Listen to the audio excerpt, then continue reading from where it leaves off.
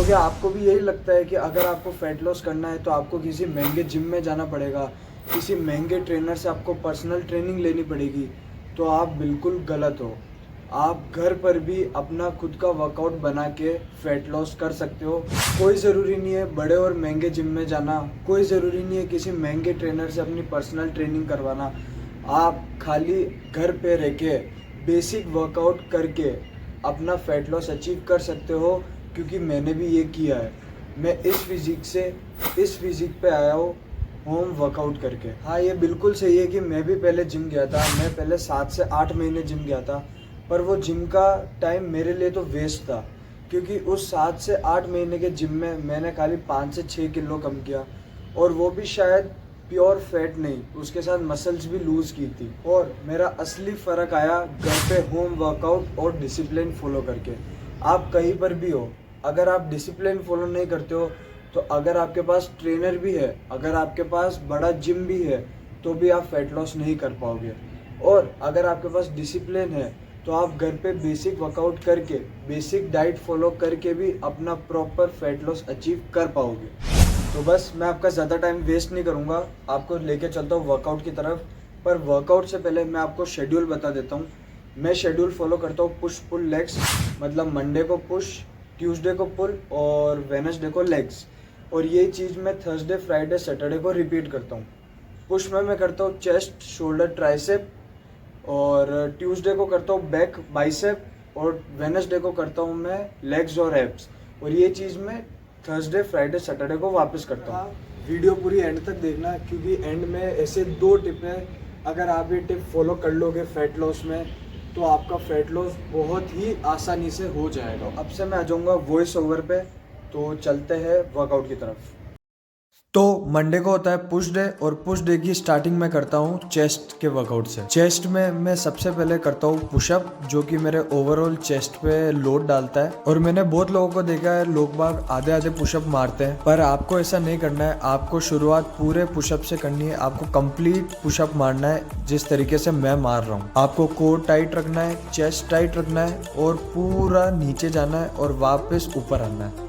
Chest की दूसरी exercise में करता हूँ डिक्लाइन पुशअप्स। ये मेरे पूरे अपर चेस्ट को अच्छे से टारगेट करती है और मुझे बहुत बढ़िया पंप देती है। और आप देख रहे होंगे कि मैं ईट लगा के वर्कआउट कर रहा हूँ। ये ईट मैंने डेप्थ के लिए लगाई है, ताकि मेरे को और अच्छा स्ट्रेच मिले और मुझे चेस्ट में और अच्छा पंप मिले।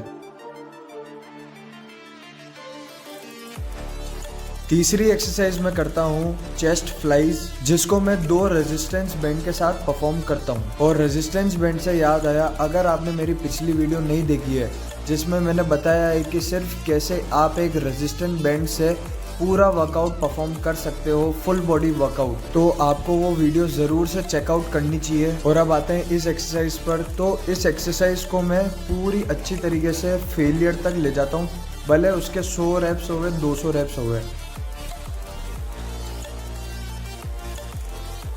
अब आते हैं पुश डे के दूसरे मसल ग्रुप पर, जो कि है शोल्डर। शोल्डर में मैं 2 एक्सरसाइज करता हूँ। पहली एक्सरसाइज है शोल्डर प्रेस। अब मेरे हाथ में 7.5 किलो के 2 डंबल है, तो उससे मैं एक वेरिएशन परफॉर्म करता हूँ। पहले सिंपल अपनी 70% एनर्जी के साथ मैं शोल्डर प्रेस दोनों हाथों से परफॉर्म करता हूँ, और फिर एक हाथ में जितनी भी ताकत बची है, तो अल्टरनेट हैंड से मैं उस शोल्डर प्रेस को परफॉर्म करता हूँ।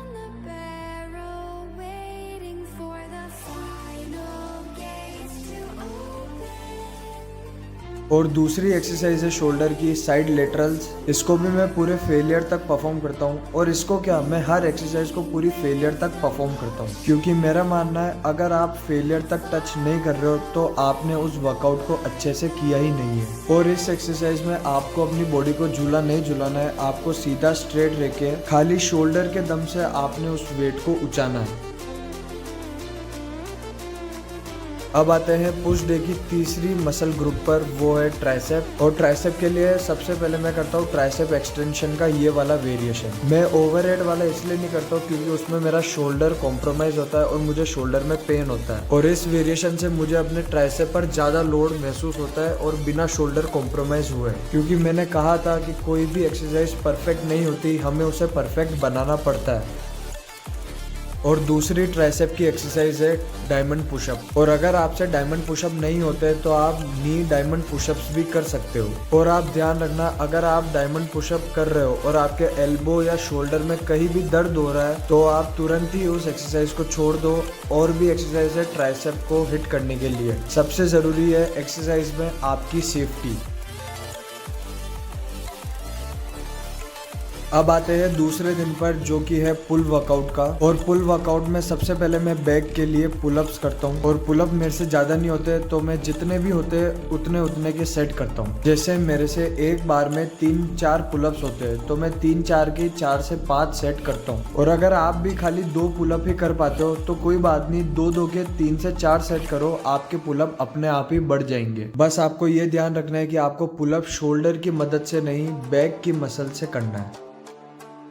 और बैक के लिए मैं दूसरी एक्सरसाइज करता हूँ इसका और इसका सुपर सेट, क्योंकि बैक बड़ी मसल है और उसको लोड सही से देना बहुत मुश्किल है, क्योंकि मैं पुलअप भी ढंग से नहीं कर पाता। तो सुपर सेट इसका बहुत बढ़िया रास्ता है। पहले मैं लेट पुल ओवर करता हूँ क्योंकि उससे मेरे लेट्स अच्छे से टारगेट होते हैं, और उसके बाद मैं डंबल रोज करता हूँ। और यकीन मानो, इस सुपर सेट को परफॉर्म करने के बाद मेरी पूरी बैक जलने लग जाती है। पुल डे का दूसरा मसल ग्रुप है बाइसेप। और बाइसेप के लिए मैं सबसे पहली एक्सरसाइज करता हूँ सिंपल बाइसेप कर्ल्स। और इसको मैं अल्टरनेट हैंड से परफॉर्म करता हूँ, क्योंकि जब मैं एक टाइम पे एक हाथ से कर्ल कर रहा हूँ तो मेरा माइंड मसल कनेक्शन ज़्यादा अच्छा वर्क करता है। और दूसरी बाइसेप की एक्सरसाइज है हैमर कर्ल। ये हमारे बाइसेप में जो ब्रेकियालिस मसल होती है उस मसल को टारगेट करता है। और मैं दीवार का सपोर्ट लेके इस चीज को परफॉर्म करता हूँ, क्योंकि इधर मेरी बॉडी रेस्ट्रिक्ट हो जाती है और मैं अपनी बॉडी को कहीं भी हिला नहीं पाता हूँ और चीटिंग का चांस एकदम मिनिमल हो जाता है। पुल डे की तीसरी मसल ग्रुप है फोर आर्म। तो फोर आर्म में मैं खाली 2 एक्सरसाइज परफॉर्म करता हूँ और उसको भी मैं सुपर सेट में परफॉर्म करता हूँ। पहली है फोर आर्म रोटेटर्स और दूसरी है पाम कर्ल। और फोर आर्म एक बहुत ही छोटा मसल ग्रुप है, तो इन 2 एक्सरसाइज से मेरा पूरा फोर आर्म कवर हो जाता है। तीसरा दिन है लेग्स का। और लेग्स में मैं सबसे पहले करता हूँ जंप स्क्वाट्स। और अगर आपके बैक में तकलीफ रहती है तो आप ये चीज परफॉर्म मत करना, क्योंकि जब आप स्क्वाट पोजीशन से जंप करते हो तब आपका सबसे ज्यादा लोड बैक पर आता है। पर ओवरऑल ये क्वाड्स के लिए one of the best exercise है घर पे करने के लिए, क्योंकि इससे आपका मसल एंड्योरेंस भी बढ़ता है। दूसरी एक्सरसाइज मैं लेग्स के लिए करता हूँ वॉकिंग लंजेस। और ये मेरे पूरे लेग्स को टारगेट करती है, हैमस्ट्रिंग को, क्वाड्स को, काव्स को, ग्लूट्स को। ये एक्सरसाइज सबको टारगेट करती है। ये एक्सरसाइज करते हुए मुझे पूरा लेग फील होता है अपना। और याद रखना, मैं हर एक्सरसाइज को फेलियर तक लेके जाता हूँ और आपको भी अपनी हर एक्सरसाइज को फेलियर तक लेके जाना है। और तीसरी एक्सरसाइज मैं लेग्स के लिए करता हूँ आइसोमेट्रिक होल्ड, जो कि स्क्वाट्स पोजीशन में होता है। और इस चीज को मैं जितना हो सके होल्ड करता हूँ इसी पोजीशन में, क्योंकि इससे मेरा क्वाड्स तो टारगेट होता ही है, पर उससे ज्यादा मेरा बॉडी का बैलेंस इंप्रूव होता है। और चौथी एक्सरसाइज है लेग्स के लिए काफ रेजिस। बिल्कुल आपको काफ रेजिस करने ज़रूरी है, क्योंकि अगर आपको अपना लेग प्रोपोर्शनेटली बढ़ाना है तो आपको काफ रेजिस करनी ही पड़ेगी। सोच लो ना, आपको कैसा लगेगा कि आपका ऊपर से तो लेग बड़ा है पर नीचे से बिल्कुल ही चिकन लेग है। इसमें आपको किसी एलिवेटेड जगह पे खड़ा हो जाना है और जितना हो सके उतना नीचे तक पाँव ले जाके वापस ऊपर तक लाना है। अब आती है लास्ट मसल ग्रुप की बारी, जो कि है एब्स। और इसका मैं सर्किट फॉलो करता हूँ, जिसमें मैं 3 एक्सरसाइज करता हूँ, ये वाली और ये वाली। मैंने बहुत लोगों को देखा है कि वो एब्स स्किप कर देते हैं, पर वो समझते नहीं है कि सबसे ज्यादा जरूरी एब्स मसल है, क्योंकि एक एब्स ही ऐसी चीज है जो हर एक्सरसाइज में काम आती है। आप भले पुलअप ले लो, भले स्क्वाट्स ले लो, भले पुशअप ले लो, हर एक्सरसाइज में एब्स काम आते हैं। और अगर आपका एब्स स्ट्रॉन्ग नहीं है तो आप कोई भी एक्सरसाइज इफेक्टिवली परफॉर्म नहीं कर पाओगे। तो यहाँ पे होता है हमारा वर्कआउट खत्म। और अब आती है उस 2 टिप की।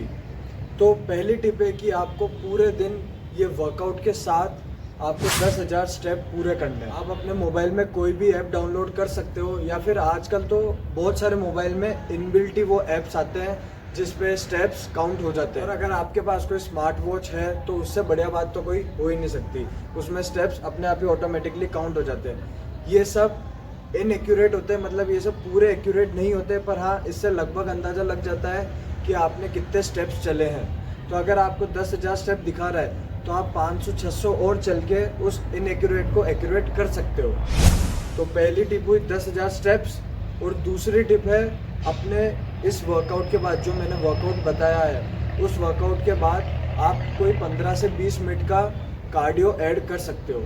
ये मैंने भी ऐड किया था और इससे मुझे बहुत रिमार्केबल रिजल्ट्स मिले। कार्डियो कोई भी हो सकता है, जैसे कि जंपिंग जैक्स, या फिर हाई नीज, या फिर स्टेपर, या फिर रनिंग, और ऐसे ही आपको जो भी कार्डियो पसंद हो वो आप कर सकते हो 15 या 20 मिनट के लिए। मुझे जो पसंद आता था मैं वो करता था। इन दोनों टिप्स से आपको फैट लॉस में बहुत ज़्यादा हेल्प होएगी और इससे आप सही से अपना फैट लॉस अचीव कर पाओगे।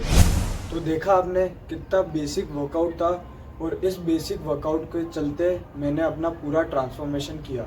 मतलब अभी पूरा नहीं हुआ है, अभी तो और करना बाकी है, पर हाँ अभी तक मैंने ये ट्रांसफॉर्मेशन इस वर्कआउट से अचीव किया। आई होप इस वीडियो से आपको ज़रूर हेल्प हुई होगी, और अगर आपको कोई भी वैल्यू मिली हो इस वीडियो से तो इस वीडियो को ज़रूर से लाइक करना। अगर आपका कोई फ्रेंड जिसको होम वर्कआउट करने में दिक्कत आ रही हो तो ये वीडियो उसके साथ ज़रूर से शेयर करना। अगर आपको भी फिट होना है और आप सोच रहे हो कि मैं कल जिम जाऊँगा, या मेरे पास पैसे आ जाए तब जिम जाऊँगा, या फिर मुझे टाइम मिल जाए तब जिम जाऊँगा, तो छोड़ो इन सब बहानों को। अपने घर पे ही सिंपल पुशअप, पुलअप और स्क्वाट करके अपनी फिटनेस जर्नी स्टार्ट करो, और आज ही से स्टार्ट करो, अभी से स्टार्ट करो, क्योंकि आज से अच्छा दिन और कोई नहीं है।